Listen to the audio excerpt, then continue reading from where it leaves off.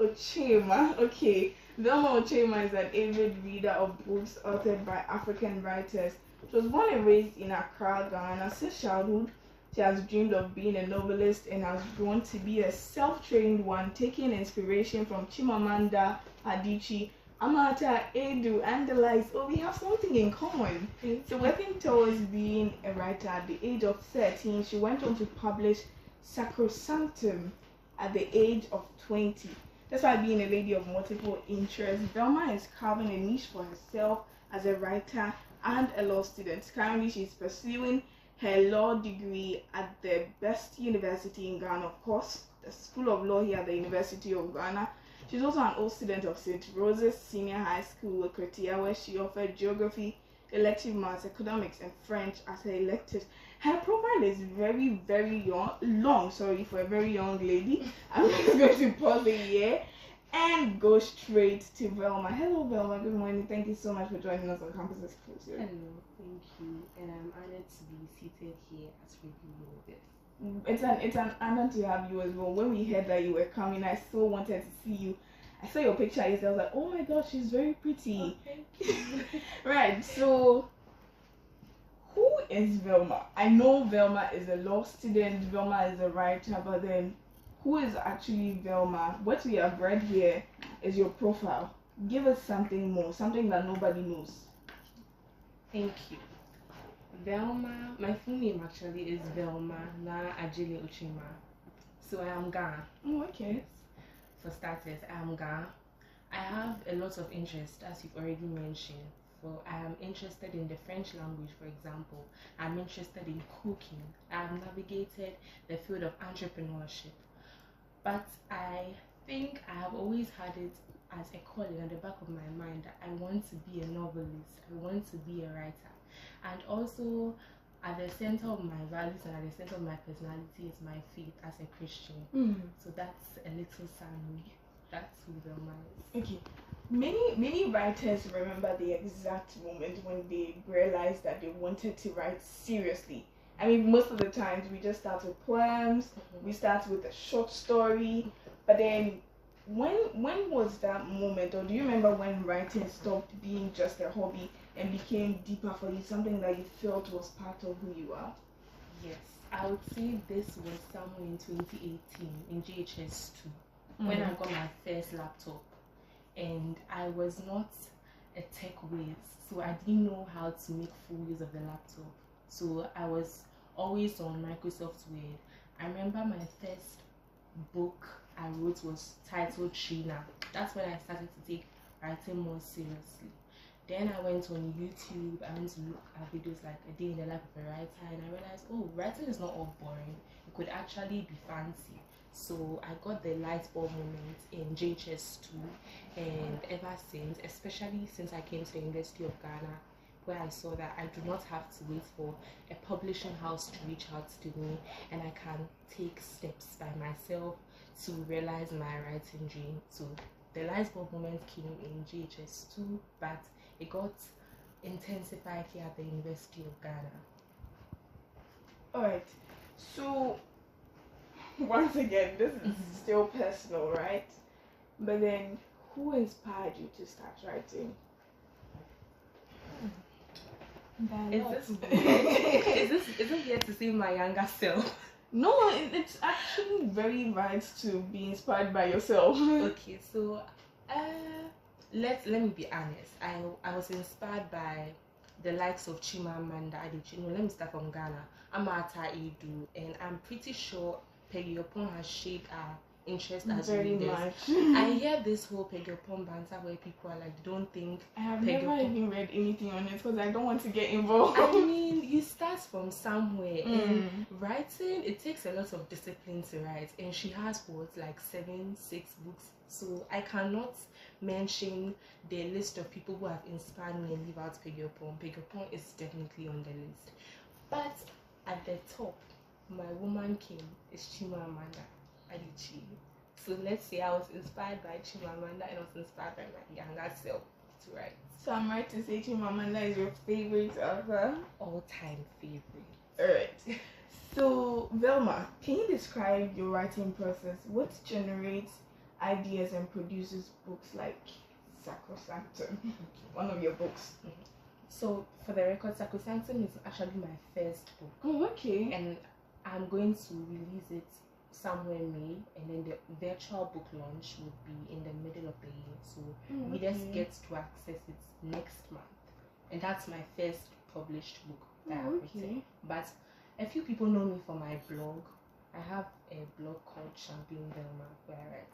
So back to the question, what the writing process has looked like for me. Is it safe to say I have taken about 3 years to write this book? It's actually very safe to say. Listen, we don't judge. Right? I'm not going to judge. Exactly. So sometimes I get writer's block. So I change my environment. I was going to ask you that. So I change my environment and I actually vlog when I go to cafes to write. Okay. The Good Baker at East Legon has been a very good place for me. I take my laptop there, my tablets there. I can spend 6-7 hours at a Good Baker writing. I've also sat at places like Pinkberry to write. So the environment and the smell and the ambience it makes the whole process. But if you put you in a kitchen, that's when you get the most productive. Well, it depends on the type of kitchen. Food, girl. Okay, so since I've already mentioned Sacrosanctum, then let's just get a bit into the book. What do you where do you come up with these ideas for your books that you write? Where do you get the ideas from? I think the idea came about to start with, the word was sacrosanct. Okay. Usually I don't have a theme when I'm writing. I just have a rough idea and then it evolves into something. But I always think the word has to be sacrosanct. So I was informed through Univers, and it was, I think, after social duty, and at that time I had been learning for like months. Let me take a break and do what I love, and I started to write down something on SACROSANCTUM. And it was supposed to be someone who had, some form of internal conflict, but it evolved from there. And I said, let me add a little Latin. A UM won't hurt, right? So from sacrosanct to sacrosanctum, and it navigates the life of a lady. My main character's name is Ifyasewa, and she's the head of production, interesting, at TNB Media.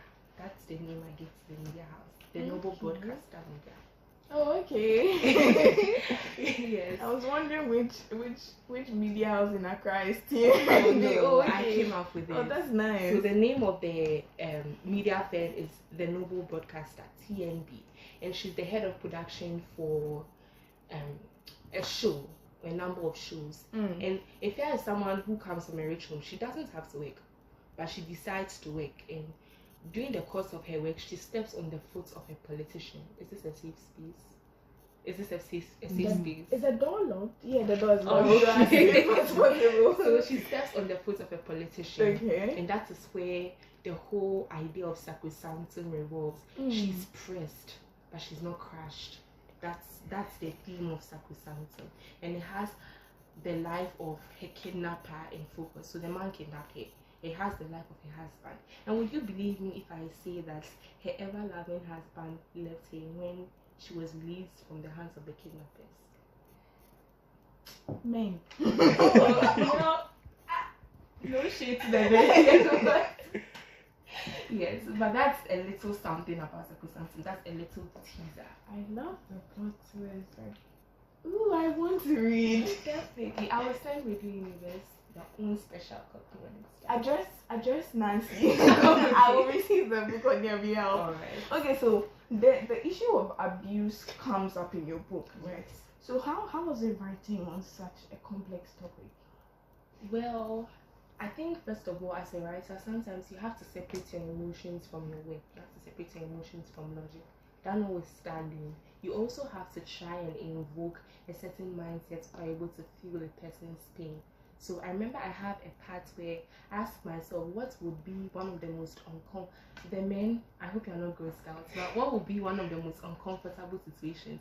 Imagine you're on your period and somebody is stressing you out. Now imagine you're in your period and you are kidnapped. Right?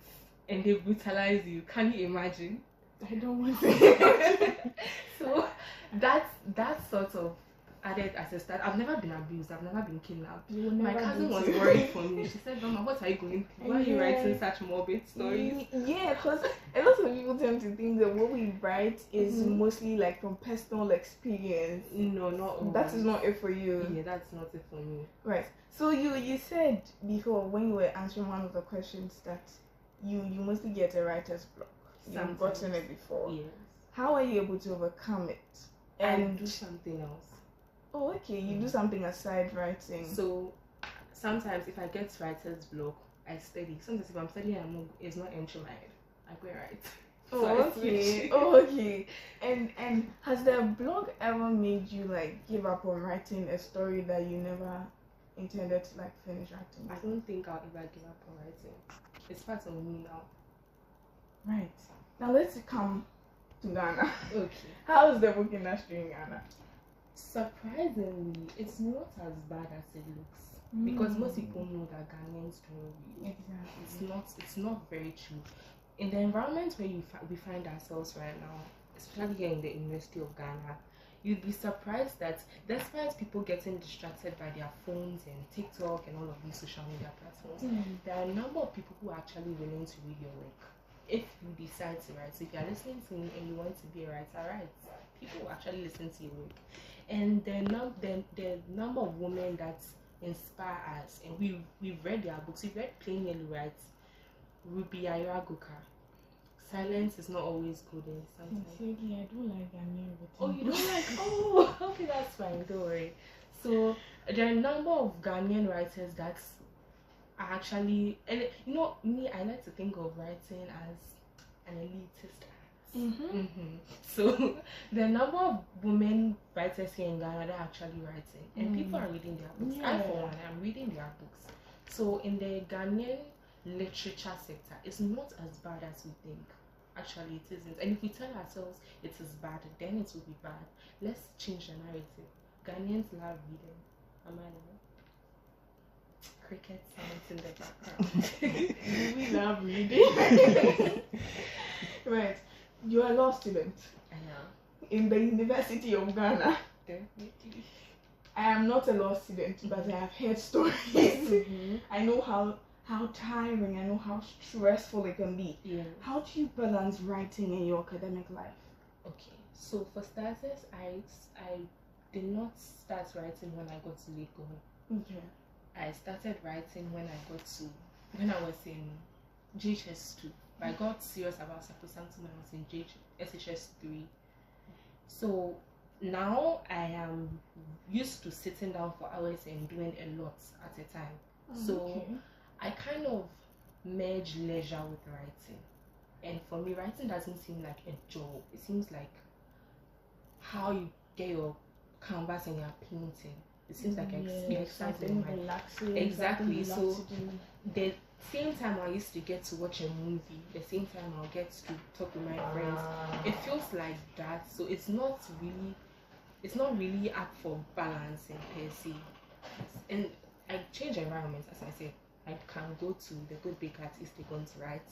I can go to Cafe Vita at Atomic Junction to write. So there's no need for a balance.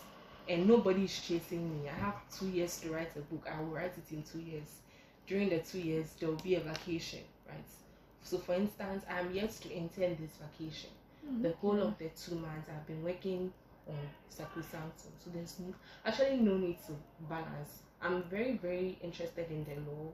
So in as much as I love writing and it's just an art, I'll put writing down any day, anytime to give my all to the law. When I have free time, then I come back to writing. As I said, nobody's chasing me. There's no deadline.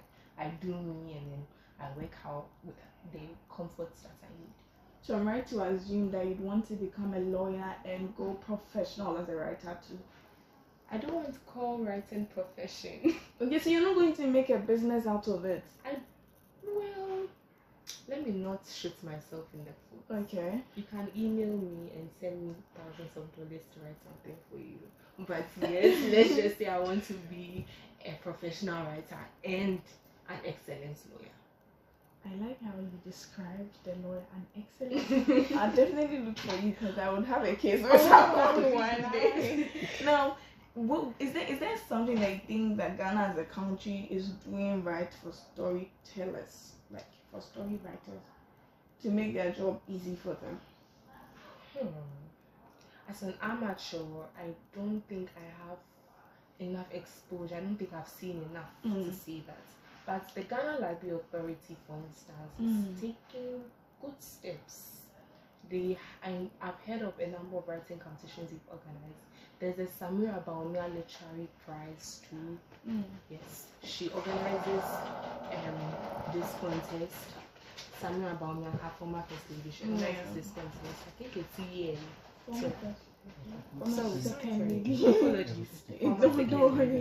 She organizes writing contests as well, and I have been to a book fair before, and I have also been to a book launch before, so I think it's a bit underground. And there's also the book talk culture on TikTok. Definitely. Book talk, girl. So what do you think are some of the challenges writers face, especially when they do writing as a business? Piracy. Why are you turning somebody's sweat and blood into soft copy? I admit I'm being a hypocrite for saying this, but I actually read the pirated books myself. But please don't pirate my book. Yeah, piracy is one challenge that Ghanaian writers are faced with. And let me see. Low patronage, I think. A lot of people don't really patronize the hard copy. And I think that as Ghanaians, Nigerians are doing very well with supporting their writers. Very, very well with supporting their writers. I think that, writing and reading, they are elitist hobbies. I think we should all focus on reading as a writer, as youngsters. And that is how we are going to be exposed. I don't know if you've seen a book where they turn the book into a movie.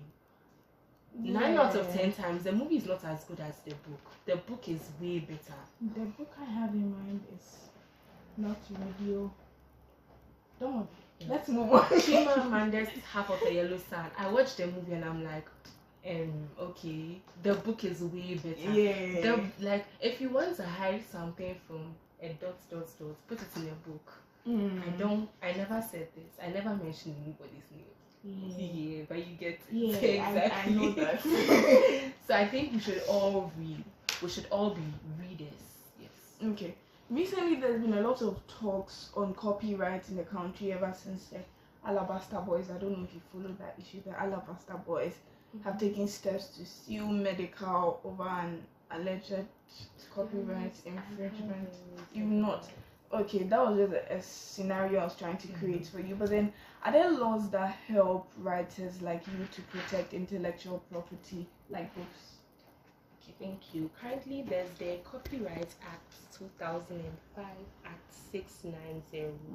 And it makes adequate provision for writers like myself. And I would like to read section 1, subsection 1.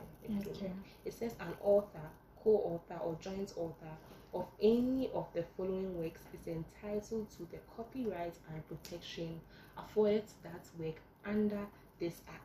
The A says literary work. That means that this act and the provisions herein protects the literary work of writers. So I think the Copyright Act is one of the major acts that I have come across. Oh, I researched this last night when you guys invited me. I didn't know this already. So, yeah. Is SACROSANCTUM copyrighted? It is. Oh, it is. She knows her business. Now, to a very important question, I think everybody wants to know this. Does writing pay? I'm yet to discover that. So you've not really sold anything? Okay. This is my first publication. Right. The writing I've done, I wrote for a food blog once, and I also had my own blog, but I've never been